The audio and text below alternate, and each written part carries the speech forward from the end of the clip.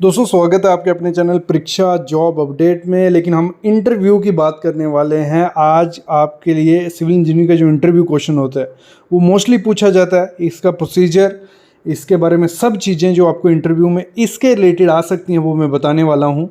हमारी जो series continue है 1000 वीडियो का प्रॉमिस किया इस चैनल पे आपको मिलेंगी, तो वो पक्का मिलेंगी। कंटिन्यू रहता हूँ, प्रैक्टिकल भी लाता हूँ, थियोरेटिकल लाता हूँ। बस आपको क्या करना है, चैनल को सब्सक्राइब करके रखना है और आपको यहाँ डेली नॉलेज मिलेगा, गारंटी है। अभी हम बात करते हैं कंक्रीट की। देखो, जब भी कंक्रीट होता है उसका कुछ ग्रेड मेंशन होता है, उसका कुछ स्ट्रेंथ होती है, डिफाइंड होती है। तो उसको हम कैसे चेक कर सकते हैं कि वो सही चीज़ यूज़ की जा रही है कि नहीं की जा रही है? क्योंकि देखो, एक ग्रेड तो होता नहीं कंक्रीट का, और उसको मिक्सिंग का, बनाने का तरीका, सैंड कहाँ से आ रही है, एग्रीगेट, सब चीज़ें देखनी पड़ती हैं। फिर डिसाइड होता है कि ये आपका M10 ग्रेड है, M15, 20, 25, 30, जो भी ग्रेड है। काफ़ी ग्रेड होते हैं, M80 तक ग्रेड जो इंडिया में यूज़ किए जाते हैं। तो वो स्ट्रेंथ पे डिपेंड होते हैं, क्योंकि जितना अच्छा ग्रेड होगा उतना वो लोड काउंटर कर पाएगा, बेयर कर पाएगा, ट्रांसफ़र कर पाएगा। तो जैसे सामने आप कंक्रीट देख रहे हो, जैसे भी हमारा किसी भी चीज़ की कंक्रीटिंग होती है, 1 M³ से लेके 1000 2000 जितने M³, तो हमें कंक्रीट के लिए उसके क्यूब फिलअप करने पड़ते हैं। और इंडिया में स्टैंडर्ड साइज यूज़ किया जाता है 150 बाई 150 बाई 150 mm का, या 15 centimetre by 15 centimetre by 15 centimetre का length, breadth into height cube use किया जाता है।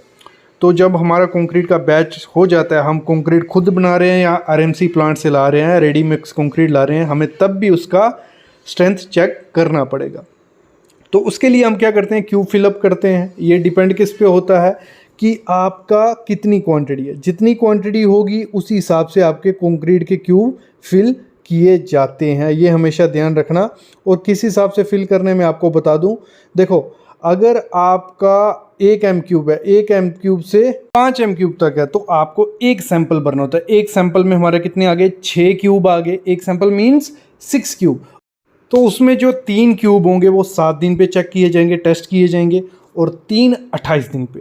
अगर आपकी क्वांटिटी बढ़ जाती है 6 M³ से 15 M³, तो आपको 2 सैंपल, मतलब 2 × 16, मतलब 2 × 6 12, 6 हम 7 दिन पे करेंगे, 6 हम 28 दिन पे। फिर क्वांटिटी बढ़ जाती है 16 M³ से 30 M³, तो आपको 3 सैंपल करने, 3 × 6, 3 × 6 18, मतलब आधे हम 7 दिन पे करते हैं, आधे हम 28 दिन पे टेस्ट करते हैं। फिर वैसे ही 31 से 50 हो जाएगा तो 4 सैंपल, और 50 के बाद हर 50 पे आपको एक एक सैंपल बढ़ाते जाना है। मतलब 4 पहले थे ना, 21 से 50 तक 4 सैंपल थे।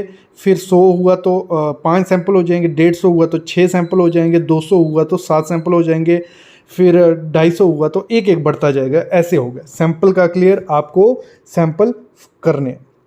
यहाँ तक क्लियर हो गया। फिर उसके बाद जब हम ये फिल अप कर देते हैं, मतलब हमने क्या किया, जो हमारे सैंपल थे कंक्रीट फिल अप कर दिए, उसके बाद हमें उसके ऊपर लिखना होता है। उसके ऊपर हम मेंशन करते हैं उसका आइडेंटिफिकेशन मार्क, कि हम इसको पहचानेंगे कैसे कि कौन सा कंक्रीट का एक क्यूब है। फिर डेट लिखते हैं उस पर, एज लिखते हैं, और क्यूरिंग कंडीशन, मतलब ये सब चीज़ें आपको चेक करनी होती हैं। क्लियर? यहाँ तक क्लियर हो गया, हमने भर दिया। अभी हम उसको ले जाते हैं क्यूरिंग के लिए। तो उसको क्यूरिंग में डाल देते हैं, और पानी जो होना चाहिए वो अच्छा टेम्परेचर उसका होना चाहिए। ये नहीं कि गर्म पानी है बिल्कुल ठंडा, नॉर्मल टेम्परेचर जो रहता है उसमें डाल दिया। बिल्कुल मतलब इमर्ज्ड होने चाहिए, वो पानी के अंदर रहने चाहिए। यहाँ तक क्लियर हो गया। अभी हम आते हैं पीछे फिर से, जब क्यूब फिल करना है, यहाँ पे interview question, most important interview question आता है कि आपको उसको क्यूब को फिलअप कैसे करना है। ठीक है, उसको फिलअप करने के लिए आपको क्या करना होता है, हमारा जो क्यूब है सामने जैसे आप देख रहे हो, इसको हम 3 लेयर में भरते हैं, 50 mm 50 mm 50 mm, और हर लेयर में आपको इसको 33 से 35 बार टैपिंग करनी है। जैसे वो टैपिंग कर रहे हैं ना, वो गलत तरीका है टैपिंग, इसको फ्रीली छोड़ना होता है, मतलब इसको सेल्फ वेट से टैपिंग करने देनी है।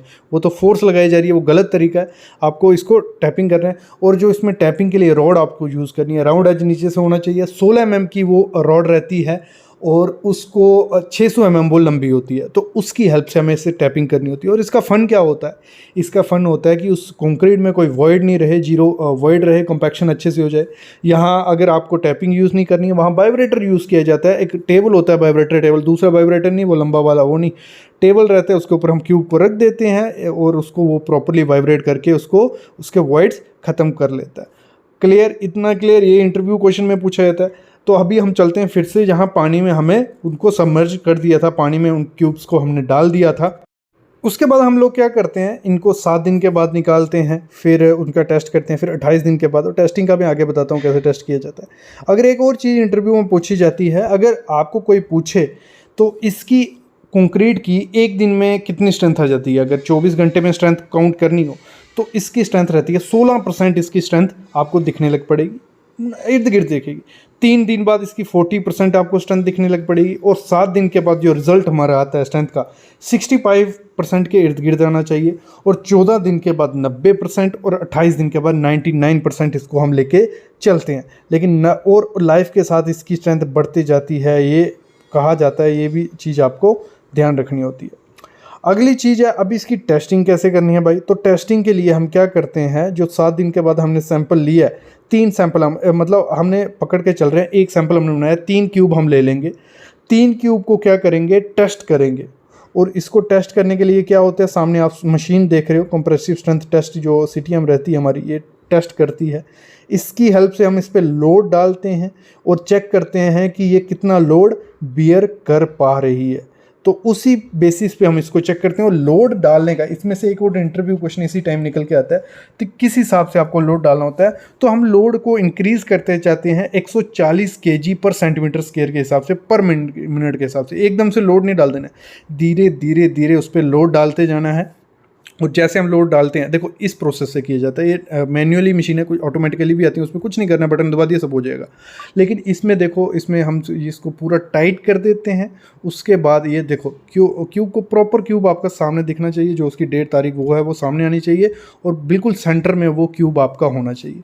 और धीरे धीरे हम उस पर लोड डालते जाते हैं, और लोड अपने आप वो डाल रहा होता है, भले वो सेमी ऑटोमेटिक या ऑटोमेटिक, लोड अपने आप डालता जाएगा। और 140 kg पर सेंटीमीटर स्क्वायर पर मिनट के हिसाब से डलता जाएगा।